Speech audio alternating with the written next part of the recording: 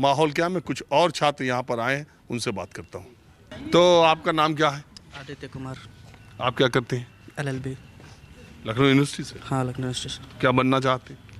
अच्छा वकील बनना चाहते हैं, अपने समाज की सेवा करना चाहते हैं, समाज के लोगों आप के लिए। रहने वाले कहाँ के? गोरखपुर में चोरी चौरा। गोरखपुर में तो इस समय भगवा चल रहा है।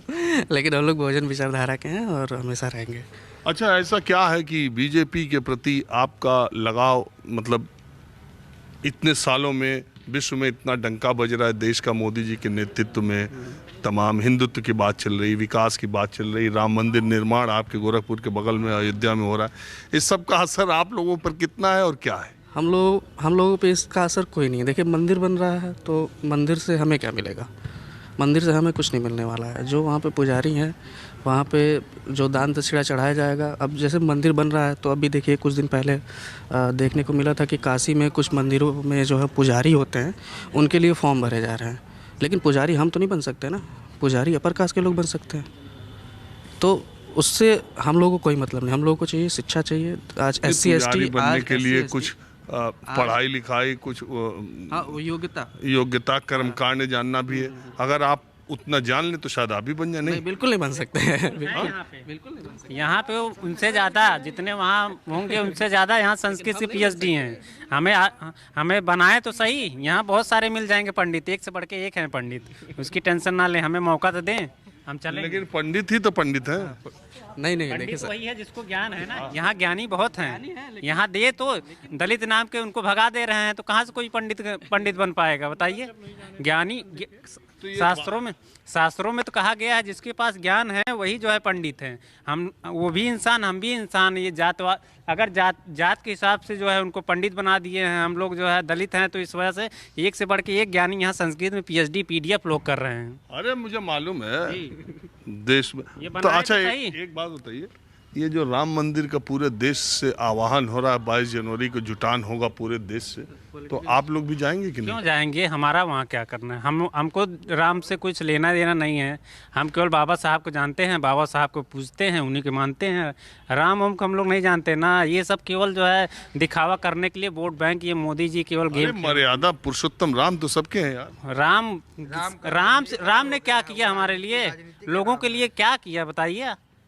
आप ही जो है आप पढ़े होंगे, राम ने क्या किया लोगों के लिए? जो किया है, जो हम लोगों के लिए कर रहा है, जो सभी लोगों के लिए कर रहा है। तो इतने बड़े आयोजन का जो हो रहा है, इसका आप लोग पे कोई? यही तो गेम प्लान है बीजेपी का ना। बीजेपी ये तो गेम प्लान है। आगे 2024 का चुनाव है, तो लोगों को दिखा रहा है कि मंदिर का उद्घाटन हो रहा है।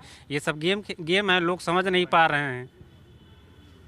आप ही समझ रहे हैं, लोग नहीं समझ नहीं, हमारे यहाँ जो आसपास के लोग हैं, जो पढ़े लिखे हैं, जो बौद्धिक लोग हैं, वो अच्छा, आप में से कोई, आप लोग यहाँ 20-25 की संख्या में है, जो भी है, तो आप में से कोई राम मंदिर के निर्माण के मतलब उद्घाटन, वो जो कार्यक्रम होगा उस समय जाने की मंशा रखते हैं कि नहीं? बिल्कुल नहीं, बिल्कुल नहीं। देखिए, सबसे बड़ी चीज़ ये है कि जो हमारा भारत का संविधान है, वो सबको अपनी अपनी विचारधारा के प्रति जीने का, अपने विचारधारा को मानने का हक देता है। आप हम पे ज़बरदस्ती नहीं थोप सकते कि आप क्यों नहीं मान रहे हैं। वो मेरा पर्सनल है, मैं अपना जो भी विचारधारा को मानता हूँ। मैं बहुजन, मैं कहाँ थोप रहा हूँ यार, मैं तो खुद ही, जैसे आपने सवाल किया, खुद इस मान्यता का हूँ कि हर आदमी, मैं भी तो उसका जवाब दे रहा हूँ। आपको सुनना चाहिए कि सबकी अपनी विचारधारा है और किसी को कोई विचारधारा थोपी नहीं जा सकती। अगर आपको राम में विश्वास है, आप जाइए, मुझे नहीं है, मैं नहीं जाऊंगा। मुझे शिक्षा, स्वास्थ्य, बाकी चीज़ों पे मुझे चाहिए।